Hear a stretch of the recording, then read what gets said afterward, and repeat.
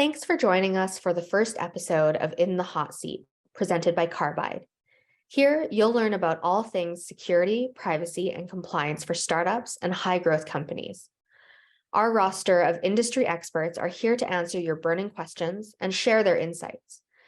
Every episode, they'll discuss topics like the variety of security and privacy compliance tools, methods, and resources that you and your business can use to gain the competitive edge you've been looking for.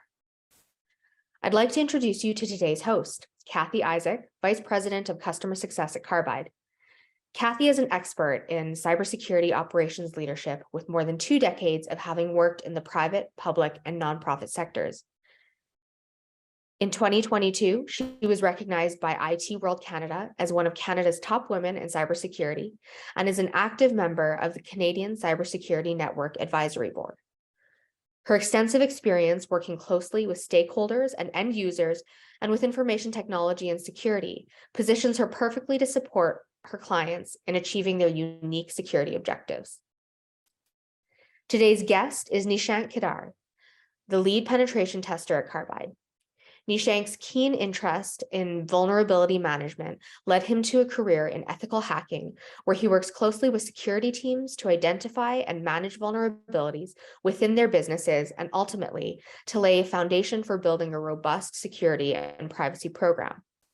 His diverse background in cybersecurity, including information security engineering, analysis, and consulting, gives him a unique perspective that lends well to building comprehensive security programs with his clients. In today's episode, Kathy will be sitting down with Nishank to find out what advice he would give startups and high-growth companies from the perspective of an ethical hacker. Question 1. Bad actors are always evolving their tactics, and for companies, keeping up with the latest security threats in order to stay ahead can be challenging. On top of that, there's educating employees on security best practices and ensuring third-party vendors are properly secure. These things are making it difficult for companies to develop and maintain a comprehensive security strategy. Companies need to find ways to stay on top of these to avoid falling into vulnerability traps. Great. So Nishank, you said you're an ethical hacker, you're one of the good guys. So you've seen a lot of different companies, a lot of different platforms and websites and done some penetration testing on those.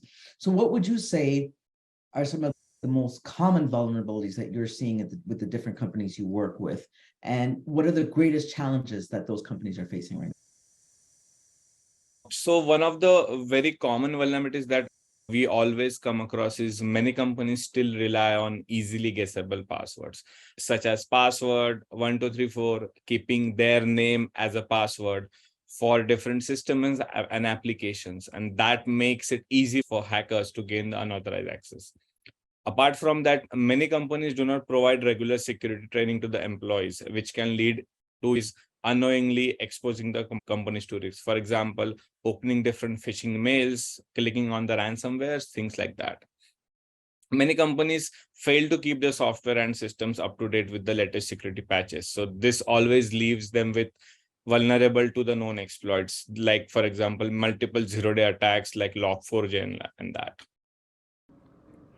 Penetration testing and ethical hacking can be used by startups and high-growth companies to identify potential security vulnerabilities in their systems. They can also be used to even uncover malicious activities. Regular penetration testing and ethical hacking are some of the ways organizations can stay ahead of the latest threats. Yeah, so you've called out some good challenges there and things that companies are facing. So when it comes to startups and businesses that are growing really rapidly, they don't always have the time to implement the best tools right away. So what are some of those tools like pen testing and ethical hacking that companies should be looking into first to secure their? So companies should conduct a regular pen testing or penetration testing to identify these vulnerabilities in their system. So penetration testing can be done on the systems, networks, web application, mobile applications, etc. This can be done by either hiring a third-party pen testing or by training in-house staff to conduct these pen tests. Apart from that, also having a threat intelligence feeds can also be very helpful to monitor these potential vulnerabilities and threats to the company systems. So can you pull on that thread a little bit more? Tell me a little bit more about the threat intelligence feeds. What do those look like?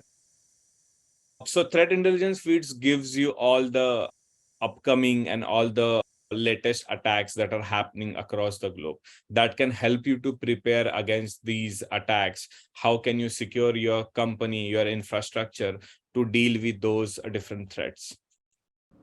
Question 3. We've heard it before. Grow now, secure later. With high growth companies, security can sometimes be deprioritized in order to gain a foothold in the market. Get new features out before the competition does. Focus on revenue. Building security into products and services from the outset rather than as an afterthought can benefit a company in several ways. For example, by reducing the time and effort required for remediation later, by achieving certification or regulatory compliance ahead of your competitors, or simply just by protecting company and customer data. Okay. So, we talked a bit about small business, about high growth companies, and oftentimes the priorities there are grow, build. So how does building your system, your platform, your website, your network, et cetera, how does building those with security in mind rather than as an afterthought benefit a company? So keeping security as a first resource is always helps the company. For example, we often see that websites, developers build the websites, and then at the end of the developing stage, they go for the pen testing. But if developers implement security in the first place by using DevSecOps or different development processes and considering security in the first phase, actually resolve finding the less vulnerabilities at the later stage of the website. For example, an SQL injection, which is like one of the most deadliest vulnerability, can be easily avoided if developers follow the secure coding practices. Okay, tell me a little bit more about secure coding practices. Where can developers find that information?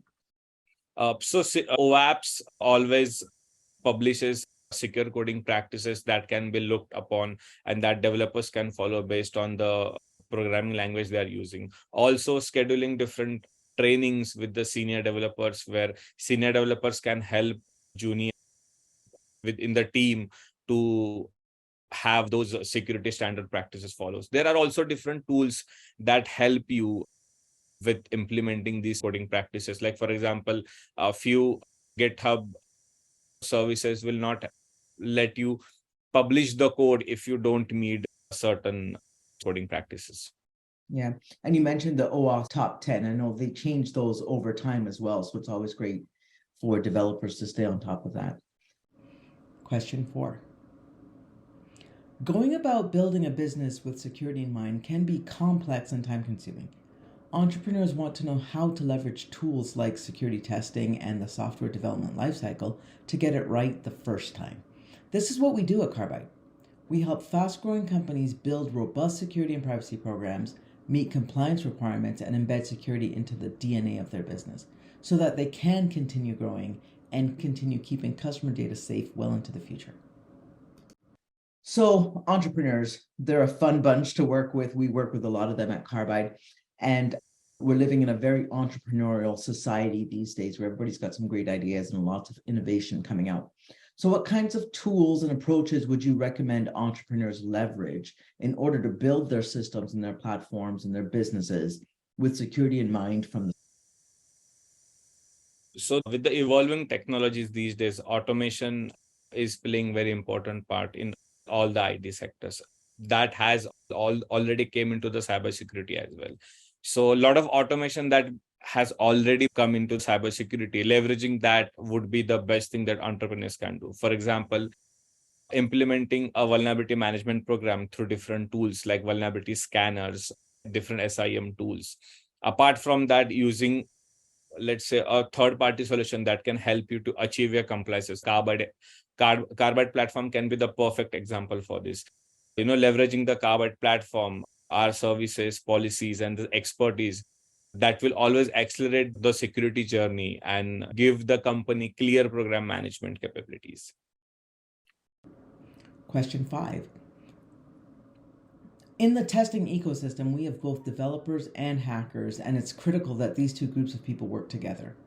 Developers need to understand the security threats and challenges that hackers may pose, and hackers need to recognize the potential of development teams to create secure and reliable software systems. Finding ways to facilitate a relationship between these two groups is an important factor in security testing. Talk about ethical hacking, and ethical hackers are out there to help businesses build their programs securely. So what is the importance of a healthy communicative relationship between developers and hackers? And what is the best way to nurture that relationship? So healthy communicative relationship between developers and hacker is very important, because it will help you to ensure that the software and system that are developed by the company are secure as possible. By working together, developers and hacker can identify and address these vulnerabilities early in development process before they become a problem. So the best way to do that would be to encourage developers and hacker to work together, share information and collaborate on projects. Let developer know that hacker are not there to find mistakes in their software, but to help them and secure these softwares.